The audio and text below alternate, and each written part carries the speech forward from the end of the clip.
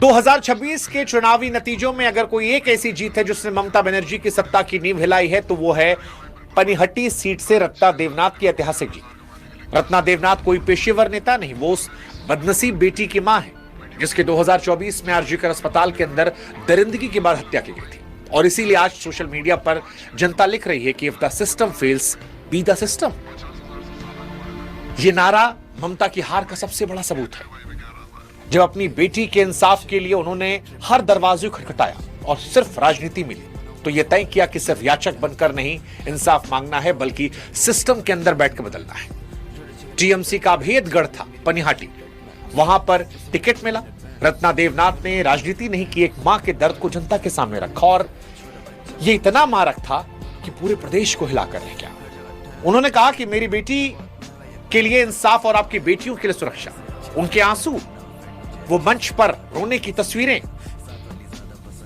इन तस्वीरों ने बंगाल की करोड़ों महिलाओं को हिलाकर रख दिया, उनके दिल में घर कर दिया।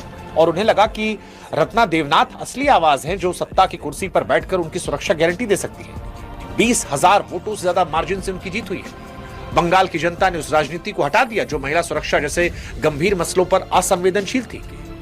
ममता बनर्जी महिला होकर भी उस दर्द को नहीं समझ पाई थी और इसी वजह से आम जनता खुद खड़ी हुई और खुद सिस्टम बनकर इंसाफ का फैसला किया।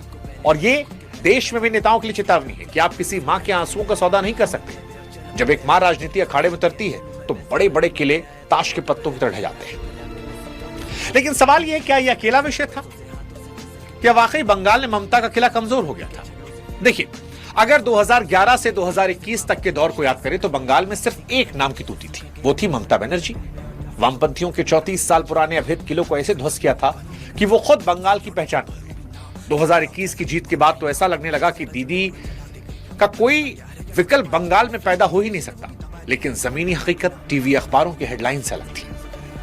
अब जो नतीजे आए उसे देखकर यह लगता है कि 2021 के बाद से ही बंगाल के गांव देहात में टीएमसी को लेकर भरोसा टूटना शुरू हो गया था। सत्ता के लंबे दौर में निचले स्तर पर नेताओं का जो तानाशाही रवैया था उसने आम बंगालियों की जिंदगी मुसीबत बढ़ाई थी। करप्शन की बार बार खबरें आ रही थी, सरकारी घोटालों की। पहले शायद लोग खौफ के मारे चुप थे, लेकिन कब तक डरेंगे? 2026 में जब मौका लगा तो वोट की चोट से जवाब दिया। वोटर के मन की ये नाराजगी एक दिन की नहीं थी, ये कई सालों से धीरे धीरे बढ़ रही थी। वैसे ही जैसे लिफ्ट को खाड़ फेंका था, वैसे ही जैसे कोई मजबूत इमारत धीरे धीरे दीमक चाट रही हो। दीदी अकेला बाहर से मजबूत था लेकिन अंदर की नींव कमजोर हो गई थी और यही देखने को मिला। और भी वजह थी, जैसे एक वजह थी North Bengal versus South Bengal. जो लोग बंगाल की राजनीति को समझते हैं वो जानते हैं कि नॉर्थ बंगाल और साउथ बंगाल के बीच एक बड़ा अंतर था, बिल्कुल वैसे ही जैसे टू इंडिया, भारत और इंडिया के बीच में।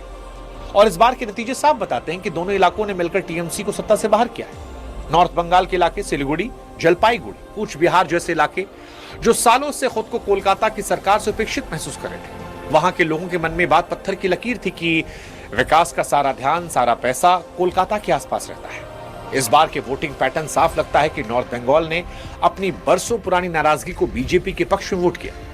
बीजेपी ने वहां के स्थानीय मुद्दों, क्षेत्रीय गौरव की बात की, उसने लोगों को जोश भरा। अगर बात साउथ बंगाल की करें तो कभी टीएमसी की जान हुआ करता था, वहां इस बार मामला पूरी तरह पलट गया। शहरी ग्रामीण वोटर वहां के स्थानीय वसूली, सिंडिकेट राज से परेशान था। नॉर्थ बंगाल में जहां उपेक्षा खिलाफ मोर्चा खोला गया, वहीं साउथ बंगाल ने कुशासन के कड़वे अनुभवों पर अपना फैसला सुनाया। और इन दोनों इलाकों की जुगलबंदी ने टीएमसी की जमीन को वहां से बदल कर रख दिया। इसके अलावा बीजेपी ज्यादा एक्टिव भी थी। हाँ, नतीजे देखकर यह बात साफ होती कि बीजेपी ने सिर्फ रैलियों और भाषणों के जरिए जंग नहीं लड़ी। एक, उन्होंने ध्यान दिया कि कोई ऐसी बात ना बोले जो बंगाली अस्मिता पर जाए। दूसरा, जमीन पर कार्यकर्ताओं की एक फौज खड़ी हो गई जिसने सालों पुराने डर के तंत्र को ध्वस्त किया। इसमें बीजेपी के कई कार्यकर्ताओं की जान भी गई। दरअसल बंगाल की एक कड़वी सच्चाई है कि यहां अक्सर डर के साए में राजनीति चलती है। 2021 के बाद जो हिंसा हुई उसने आम आदमी को खामोश किया था, लेकिन इस बार बीजेपी ने अपनी पूरी संगठन शक्ति को पाताल तक सक्रिय किया। हजारों समर्पित कार्यकर्ताओं ने न सिर्फ वोटरों के घर घर जाकर उन्हें समझाया, बल्कि वोटिंग के दिन भी टीएमसी के धौंस के सामने सीना तान खड़े रहे। पन्ना प्रमुखों ने व्यक्तिगत तौर पर संवाद किया, लोगों को भरोसा दिलाया कि उनका वोट सुरक्षित है। रैलियों में भीड़ भले ही कुछ भी कह रही हो, लेकिन जब वोटिंग मशीन के सामने लोग खड़े हुए तो संगठन की सुरक्षा कवच ने बिना खौफ के अपनी असली पसंद चुनने की ताकत दी। ये डर का टूटना था जिसने टीएमसी के पूरे तंत्र को धराशायी किया।